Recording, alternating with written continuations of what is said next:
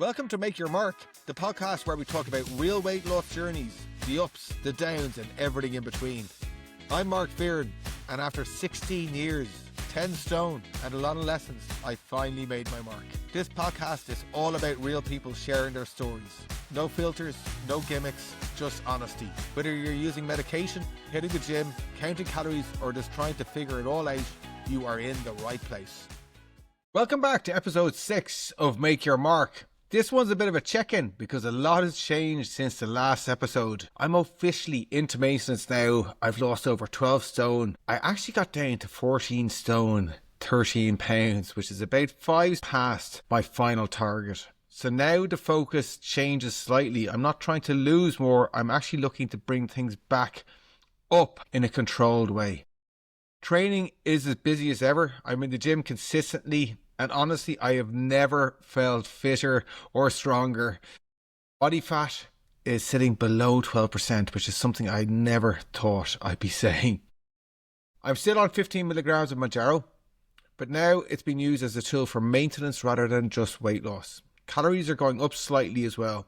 I've been eating around 2,750 calories, but I'm still losing weight slowly. So I'm increasing that to 3,000 and see how my body responds. This is due to me being in the gym 5, 6, sometimes 7 times a week. And I also do a lot of walking. So that's where things are right now. In today's episode, I want to get into a few important topics. I'll be talking about Mounjaro and what happens when your dose is too high, especially if you're struggling to eat or even the thought of food is putting you off, because that's something a lot of people are getting wrong. I'm also going to cover why extreme diets fail, backed by research, and tie that into my own experience of losing 7 stone very quickly and putting it all back on just as fast. I'll be joined by Oddy, who's right at the start of his own journey. He's taking a slightly different approach, focusing on building proper habits first before introducing medication, which I think is a really smart way to go about it. So it'll be interesting to get his take on everything and where he sees this journey going. And to finish off, I'm going to start something new for each episode, a top 5. This week, it's simple, practical ways to top up your protein without overcomplicating things. So yeah, it's a lot to get through in this one. I am looking forward to it. I've missed doing these. I said the only reason I stopped was just life got too busy, but I am back. I'm going to try and aim for fortnightly episodes moving forward, but I am looking forward to today's. First off today, I want to touch on something that I spoke recently in a social media video which I posted, because it's important and I know a lot of people are actually getting this wrong. If you're on Mounjaro or any other weight loss medication and you're struggling to eat, or the idea of food is actually putting you off, that's not something to ignore. It's a sign. And in most cases, it means your dose is too high. There's this mindset out there that the less you eat, the better the results. People almost wear it like a badge of honor. I've only had a few hundred calories today, or I can't even look at food. But that's not success. That is actually a red flag. The goal here isn't to stop eating, it's to fix your relationship with food and actually fuel your body properly. You still need calories, you still need protein, nutrients and proper meals. Yes, of course, you want to be in a calorie deficit if fat loss is the goal, but there's a big difference between a controlled deficit and just barely eating. When you go too aggressive with it, you're not building anything sustainable. You're just forcing weight off, and that actually catches up with you. I know that because I've done that. I followed a plan before where I was eating around 1,000 calories a day, and it was very low carb. It was extremely restrictive, and the weight flew off me. I lost about 7 stone in 7 months. But what happened next? I put it all back on within 6 months. Because nothing about that approach was sustainable. It didn't teach me how to eat properly. It didn't build habits. I just relied on restriction. And that's exactly what Mounjaro should be helping you move away from.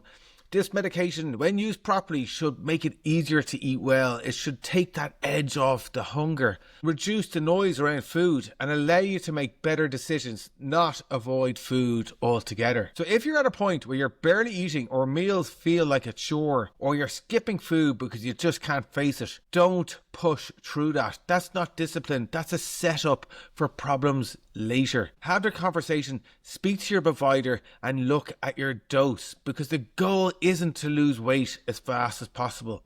The goal is to lose it in a way that you can actually maintain without everything unraveling once things change. And for me now, being in maintenance, this matters even more. I need to be able to eat properly. I need to fuel training and keep my strength and actually feel good day to day. That doesn't happen if you're under eating.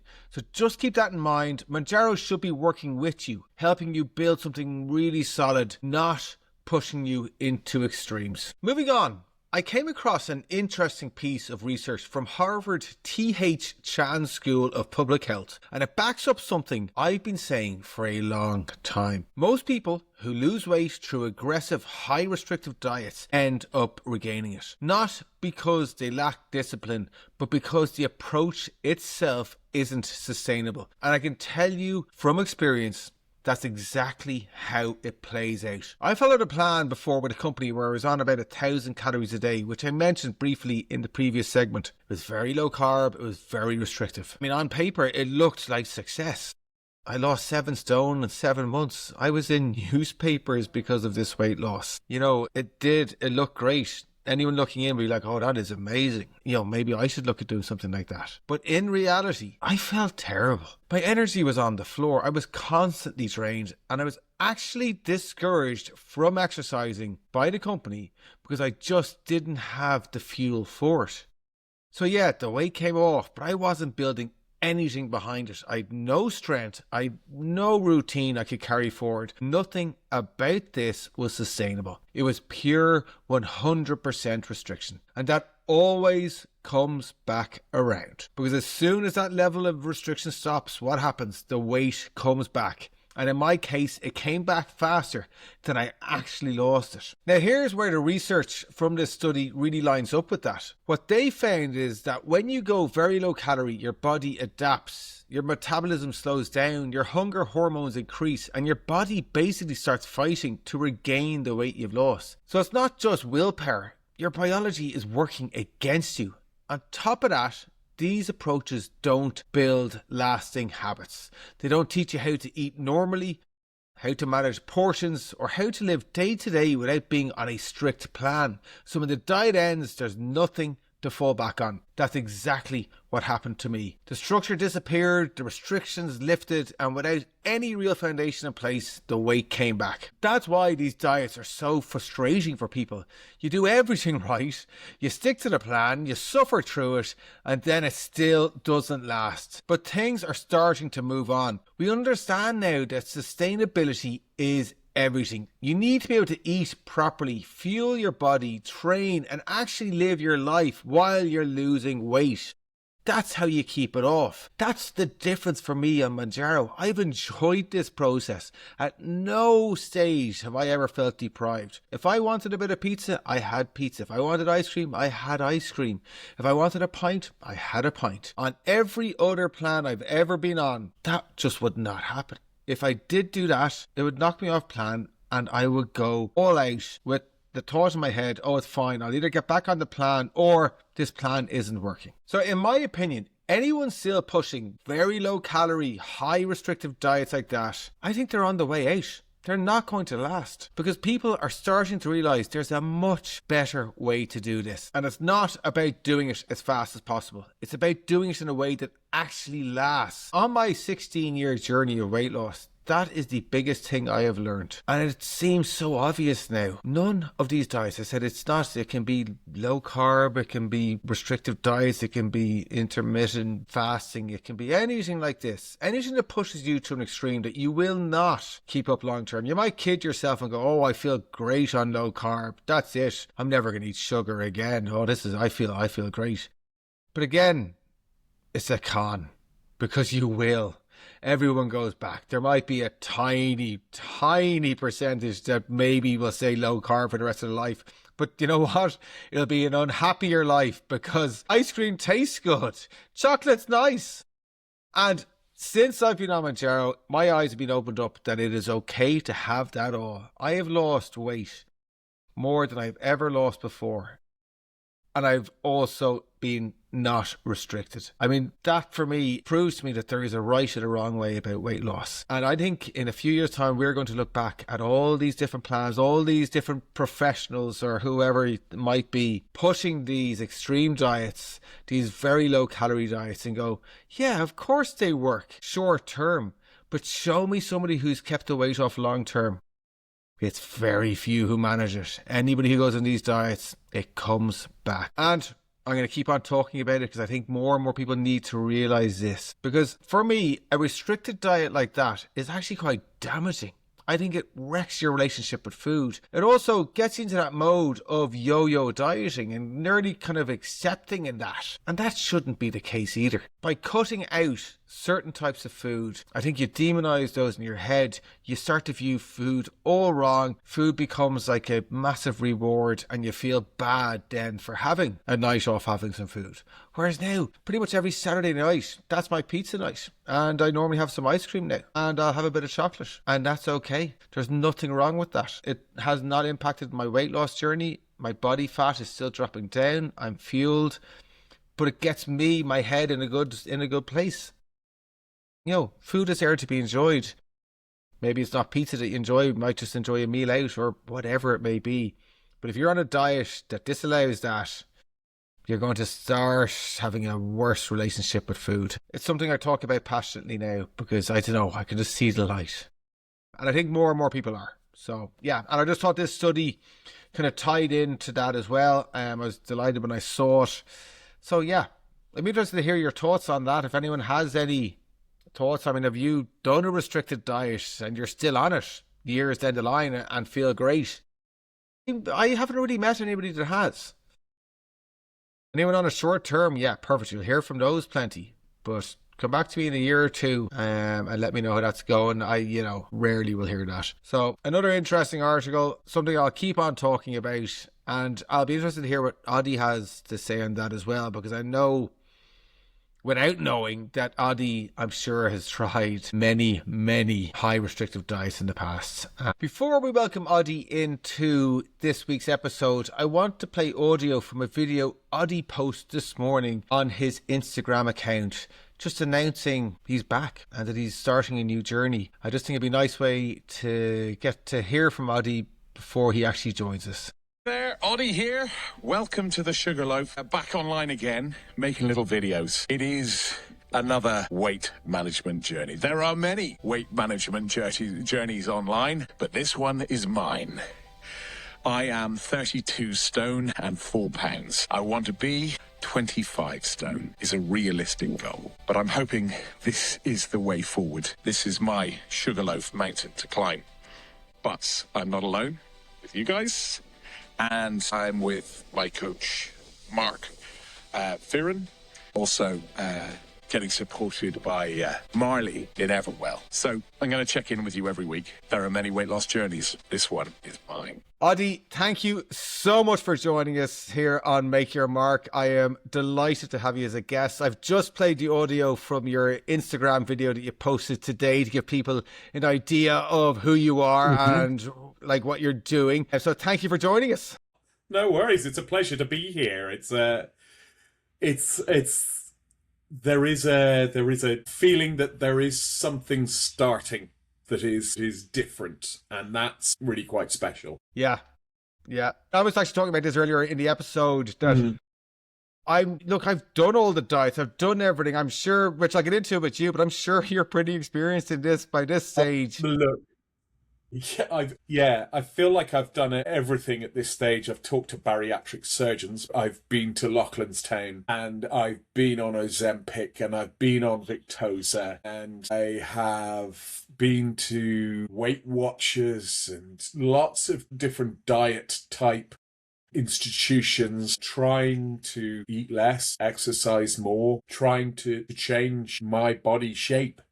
But my body shape has always been my body shape. It's never changed. And ever since I was a kid, even when I wasn't fat, called fat because kids are mean, and they, once you get targeted with a specific thing or a specific way that people see you, you get known as the bigger guy, and I've always been a bigger guy. Yeah. So it's funny, it's something I'm having to come to terms with, Yeah. is that I'm no longer the big guy. I still see myself. I was talking about this recently where I Yeah. referred to myself to a guy I was meeting. Oh, just look out for the big guy. Yeah. I was like, actually, hold on. Maybe that doesn't really make You're not sense the big anymore. guy anymore. You're Mark. Yeah, yeah, no, that's like absolutely true. Yeah, of Yeah. course, of course, of course. So yeah, it is a big old change. And Audie, here, tell us, when you tried different plans and different, I mean, you mentioned Weight Watchers, or I mean, I'm sure you've tried many different ways. Did you have success at any stage with them, even short term? Short term, yeah. Look, I think when I did Weight Watchers, I must have lost 2 stone, which was it's a success in some way. I don't think I ever got down to my target weight of whatever. I believe my target weight, somebody told me once, it's for my BMI, I should be 13 and a half stone. I haven't seen 13 and a half stone since I was about 14, something like that. You know, it's utterly ridiculous that. Yeah, pay no attention to the BMI thing. Like I'm just out of like I've 11% body fat now, and my BMI What? is still classed as very overweight. Yeah, Yeah. yeah.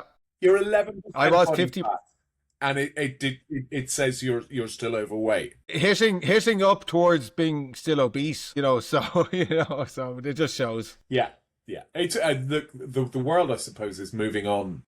The science is getting there. The people are spending more time looking at this rather than looking at this with new eyes, with scientific eyes, to try and understand why everybody is obese and what is the measurement. How do you measure this? Because everybody has unique metabolisms and unique body shapes, body structures. And so why do we have a one size fits all, this is fat, this is not? Yeah, yeah. And then there's the whole. I mean, actually, so I mean, through Everwell, which I know you've signed up with now, and that's how we've Yeah. got it chatting. And for me, one of the big things which they referred me on to, which I'd never done before for my weight, was a psychotherapist to look at the reason behind that. And I think that's a really important part which people haven't really haven't looked at in the past. And I did 10 sessions, and like I found it amazing. Like I found it made me question and look at my relationship with food. And have you ever done anything like that? Like even Yeah. thought that it might be something useful?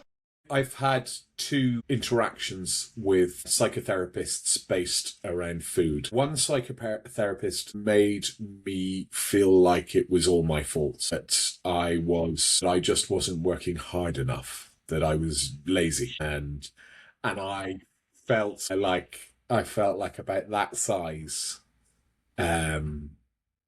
Whether that was her intention or not, I don't know. I can only speak to how I felt at that time and what I felt like I was hearing. But I've also, in the flip side, in that same place, I met a different psychotherapist who I then went on to have a lot more sessions with. Psychotherapy is, well, you're not just fat because you have a predisposition for putting on weight, but there's a reason why you've created an awful lot of habits. And if people are calling you fat, you're also going to make that come true.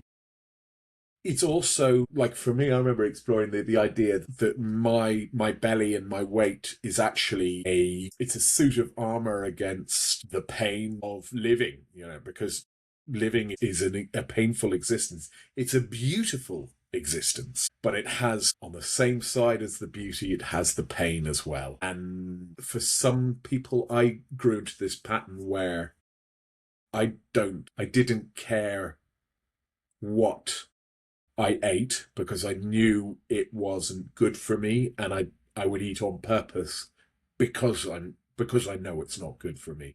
Because I remember in rugby training in school, a coach saying, if you don't run faster, you'll be dead by 30, So you're like, hold on now, I'm only 16. Steady on. Yeah, that's a bit much. Yeah, But then yeah. when times get hard, when life gets hard, when life gets on top of you, it seems like it's an easy out to stop thinking about what you're eating and eat all the wrong foods. Because one, it makes you feel better when you eat lots of sugary foods. You feel like you're rewarding yourself with fatty foods, fatty, sweet, sugary foods, processed food that you know is bad for you, but you don't care. Well, I didn't care at the time. There are certain times where I haven't cared, even though I've known that eating all the wrong things is just going to make things worse.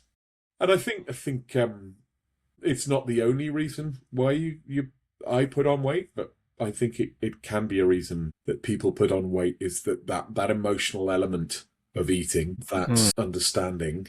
And also understanding when you're talking to a psychotherapist, you have an opportunity to explore more than just your eating, but actually how you feel about yourself and how you feel in relation to other people. So it gives you tools to hope to deal with all of that. Sorry for unloading there. I probably went too deep. No, that's true. But I think it's so interesting because again, it's a new world to me. I mean, a lot of people know that I struggled. I was addicted to codeine, and I had to go to rehab to come off it. Yeah. And part of that was looking at the mental side of addiction and the reasons behind that. I'd never in my life ever spoken to anybody, professional or not, about a feeling or anything. So I went into that thinking this will be a bit of a waste of time now. And within 2 minutes, I was like, oh, this is what I've needed. Yeah. So that was a massive, probably the most important part of my recovery from the codeine. Yeah. Then when it was mentioned by Everwell, do you want to speak to somebody about your weight? I was like, actually, absolutely. Yeah, there has to be a link with all this. It's all, there has to be. And there totally was. And I've just feel I'm now in such a good place with my relationship with food, having done that step. So I think it's great to talk about it because I think the mental health thing is becoming much bigger, especially for men. I think it's becoming acceptable that we do talk about our feelings. Yeah. So I think it's great that the two of us here on chatting about that it's a good thing. It's a necessity. So I didn't go too deep. Not a luxury. You have to talk about how you feel about stuff. Obviously, you can't spend your life talking about how you feel about stuff because that'll bore the hell out of people, but in a time, in a place. I think what did you learn about yourself? I suppose, it was going back to my first sessions when it was to do with the codeine. It was to explore why codeine was so valuable to me, why I was risking my life, why I was on the brink of death, but I wasn't stopping. And I was about to lose everything. And I did lose a lot from it, but I was about to lose absolutely everything. Yeah. I still didn't stop. It was to explore why codeine. What was it giving me? Because it was giving me something. Yeah. It was giving me something. There was a reason behind it. And a big part of it was what I kind of just mentioned. I had never in my life ever said to anybody, not parents, brothers, sisters, partners, friends, if I was having a rough day or if I was struggling, I was always like, thumbs up, I'm grand. I'm absolutely fine. Yeah, life is good. I am not a bother here. Yeah. And codeine made that very easy. Now, don't get me wrong, I wasn't going around miserable all the time, but if there was things that weren't going right for me, which they were maybe at the time weren't going great, codeine made it just flat and level, and it made me deal with it. And without even knowing it, that's what I loved about codeine. So I would have never found that out if I hadn't done that session with the psychotherapist. And then with the weight side of things, it was the same. It was like, why do I go and lose that weight? And then why do I always put it back on? And it's just to explore that. And it was similar. It was kind of this reward. And I'd always said there was no, I just eat because I like eating. But if you actually look at when my weight started to go up, again, were there times I wasn't happy? Was it a way of masking things? Yeah, it was. So yeah, it's all linked. Yeah, it's all linked. And it's taking you quite a while it takes a while to process these things. And I think we have a lovely ability to, when we talk about success and failure, when we talk about achieving goals and not achieving goals, we see things in a very black and white kind of way, and our emotions aren't black and white, they're multicolored. So seeing them in a black and white, you're either in bad form or good form, or you're either protecting, you're one or the other. You're trying to move towards healthier choices, healthier options, not just in the choices of food we make and in the choices of exercise we make, but making that mental choice to move towards healthier thoughts, healthier behaviors towards ourselves and the people around us, so we can be happy and eat well. Yeah. I totally agree. Yeah, no, totally agree.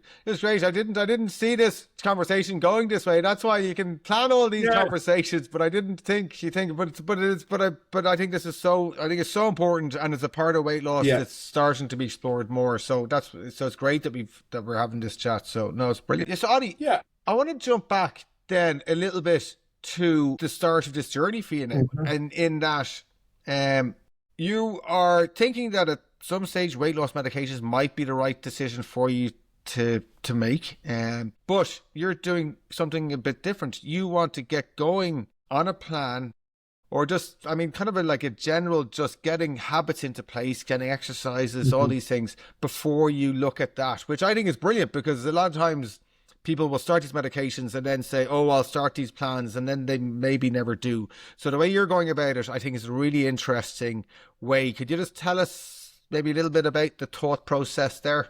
Well, the thought process is that, okay, so Mounjaro is a tool to quell that food noise. So it's not going to be the be-all and end-all. And at some point, I'd love to come off it. So if I can create easy, actionable habits like your exercise routines, whether you're doing it morning or evening or both, like getting that protein up to 200 grams a day, like setting a target for your calorific intake, so you're always working in a calorie deficit if it's all possible. If I can create those habits early on, then when I come to using Mounjaro, it should all flow easily. And I want to optimize the time I have, because they said Mounjaro is bloomin' expensive. So I don't want to waste that time when I have that medication. I want to be able to use it as effectively as I possibly can. And at the end of the day, it's still about the discipline of running that calorie deficit. And see, I know all of this. I'm just not actually doing it yet. This is my hopes and my dreams. This is the thing. Like, I've been through so much, yet I'm still this size.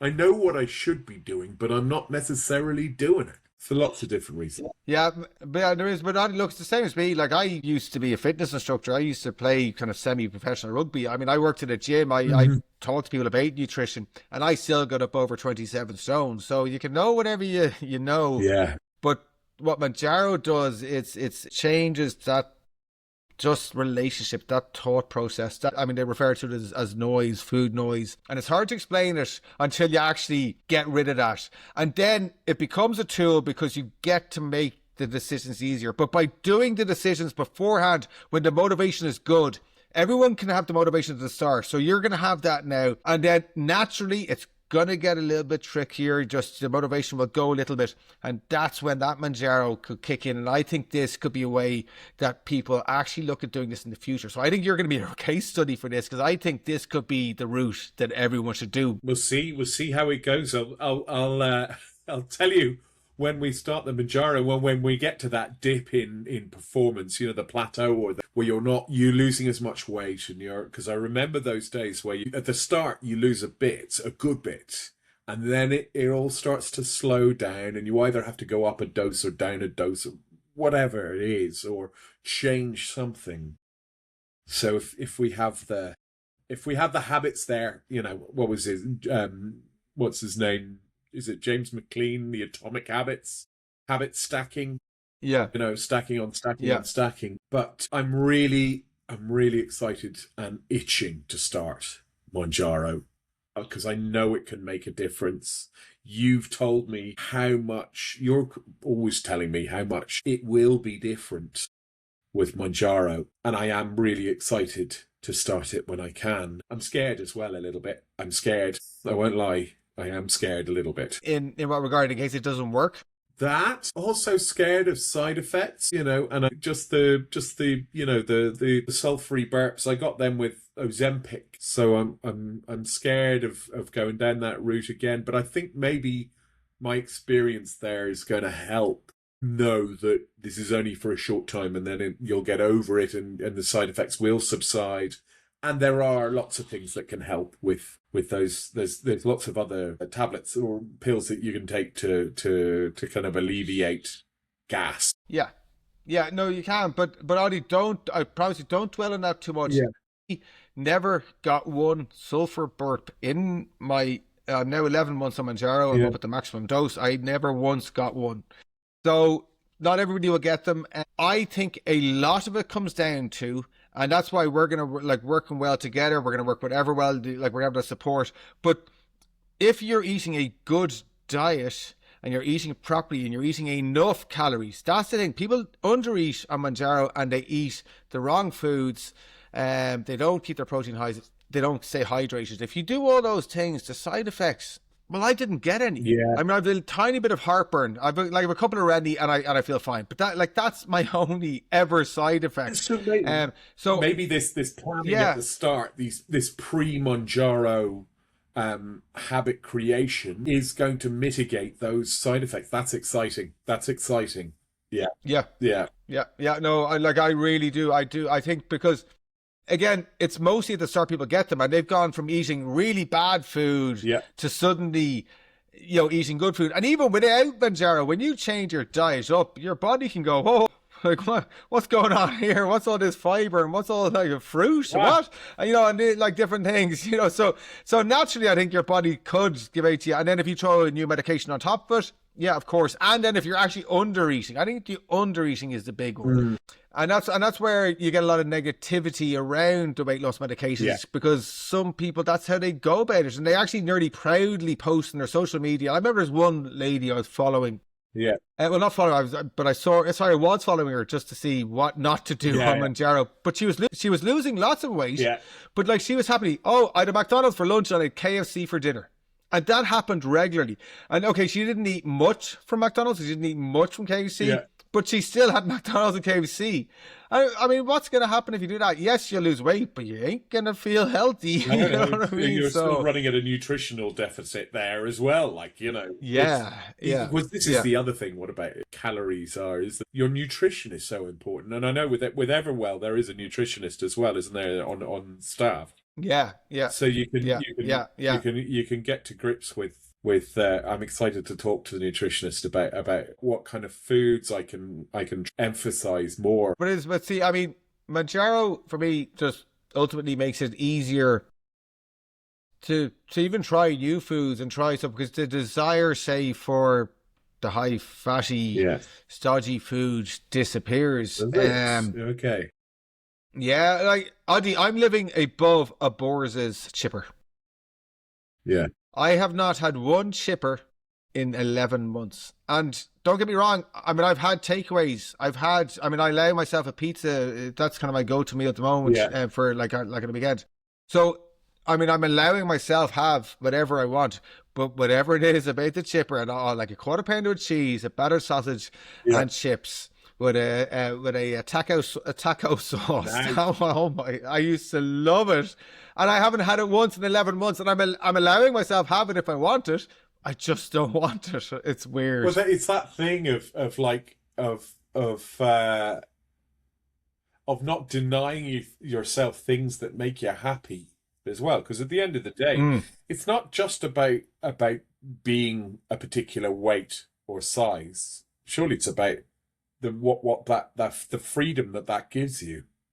My knees, I can't really walk up and down stairs very well. My knees hurt, and I often, when I'm walking downstairs, I often take one step at a time going down, because I'm afraid that I'm going to go full forward. Yeah, that's tough, and it is. I mean, I did not realize, like, now that I'm down at 15 stone, I didn't realize how much of a toll it was actually having on my body. I mean, I could tell, obviously, like, that life was a struggle. Things were harder when I was at 27 stone, but I didn't realize even, like, the difference of just getting off the last few stone. It's just, I can do everything easier, and that's ahead of you. And it really is. I think the further you get along, it becomes more of a motivator, like it does. And especially now we're getting that bit older. Yeah. Because I think when we were younger, like we could battle on, our bodies could take it. Whereas getting a bit older, yeah. I've been loving that chat. It's absolutely it's so good to hear from somebody in a similar position to myself. Yes, I'm at a different stage of this journey, but we've been in very, very similar positions. Something I've had my eyes opened up to, that it is possible to enjoy the actual process of this journey I've been on. I've never done that before. I've been always like, I'm on this plan, I dread it, I battle through it. But this time I've actually enjoyed the process. How are you thinking now about the future? Like, what are you looking forward to or excited about or apprehensive about now that, that you've started this journey? I think this it's a really good question, because all before it was like, I need to get to the end, and if I don't get to the end, I failed, And what I'm really looking forward to now is, okay, I've set myself that goal of getting to 25, but I don't care how long it takes to get there, just as long as I'm moving towards it. I want to enjoy it and have fun with eating less, moving more, but and having, oh my word, what I'm looking forward to is not is not cleaning my plate, not having to clean my plate, not feeling guilty that I've left something on my plate, or eyeing up other people's leftovers, thinking, I need to, it'll be a terrible waste to waste that food. Just going, no, I've eaten a beautiful meal, and I'm losing weight, and I'm excited about it.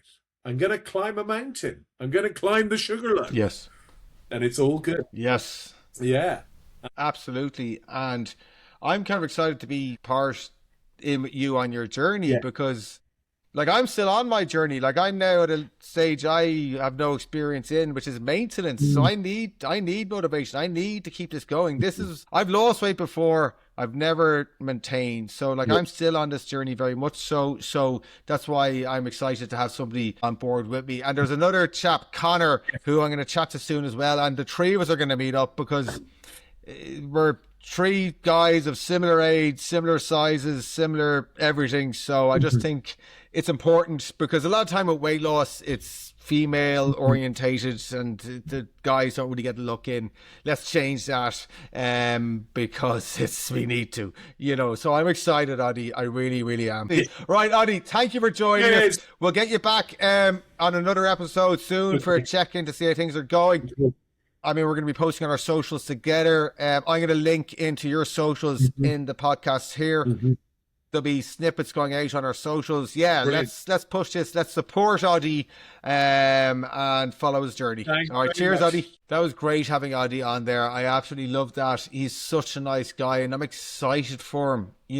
I really am excited for him. I think the way he's approaching it shows how committed he is to this, that he's not jumping straight into the medication, that he is going to do everything he can to make this something that sticks for life, that he gets the most out of Mounjaro. And again, he's talking about the cost of it, and that he doesn't want to be on it long term because of the cost, and that's a totally valid stance to have on it. So I suppose time will tell. Is this something that he can use and come off it, or does he stay on it? I think with the way it's all going, with there's new tablets coming out and there's patents ending and there's all these different things, I think pain medication, weight loss medication costs are going to really come down, and I think there'll be lots more options. But I mean, it's a totally valid reason not to want to be on it. It's a totally valid reason to be looking at coming off Mounjaro.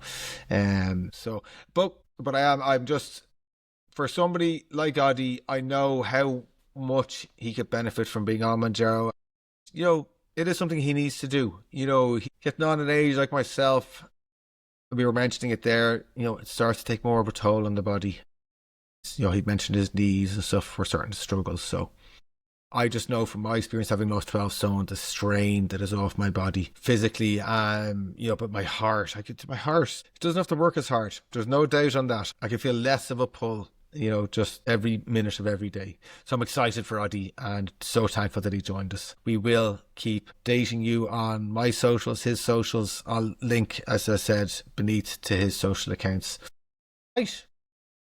That's part of the show. And I'm just going to do a top 5. Just thought it'd be a nice, quick thing to do. And the first one we're doing is top 5 easy ways to top up your protein. Because there's one thing you'll hear about Mounjaro or any other weight loss medication is, you got to eat protein. And it's true, you do have to eat protein. Now, protein isn't enough. You need to show your body why you need the protein, and that comes into why resistance training is really important, or some type of exercise. But you need to show your body why you want that protein.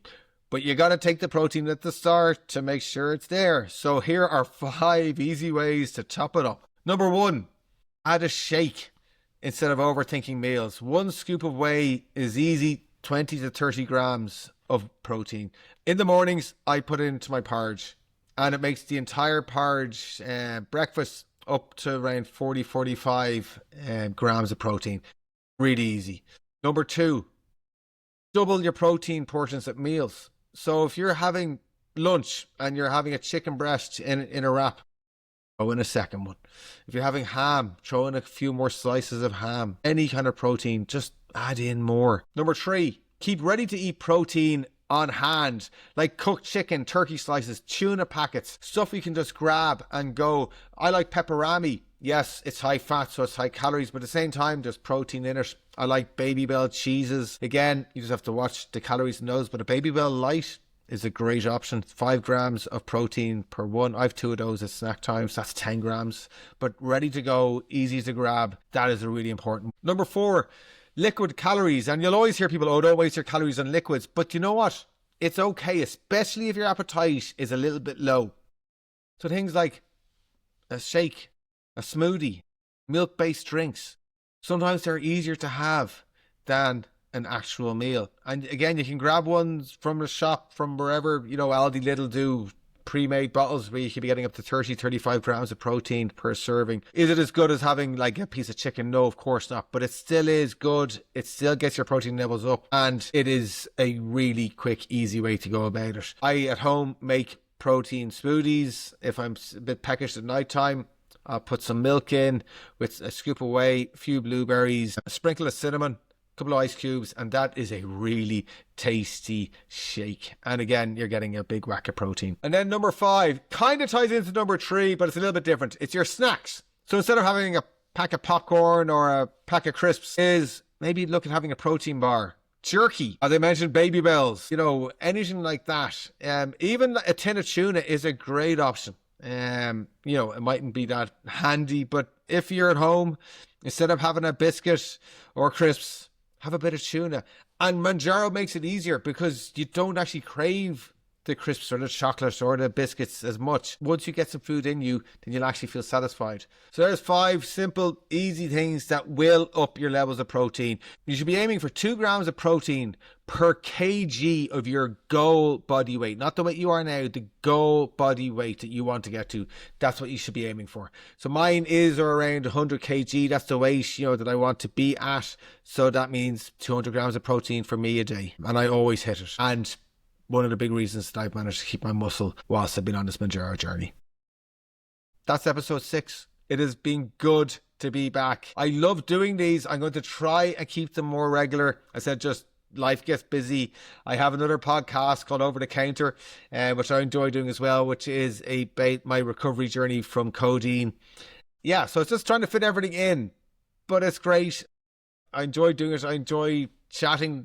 All my guests that I've had on, Oddy is number 6, obviously, have had on all different stories, all different, outlooks. Because for me, it is always good to talk. That's the thing I've learned recently. The more you talk and you talk to people, especially in a similar journey or going through what you've gone through or you're going through what they're going through, it just makes it, an easier and better journey to be on. So hopefully if you're listening today and you are on a weight loss medication journey or any kind of weight loss journey, you've found some of the topics and studies and oddie, that there's bits of information from that might help you on your own journey. Just remember, this isn't about doing things perfectly or doing them as fast as possible. It's about doing them in a way that actually lasts.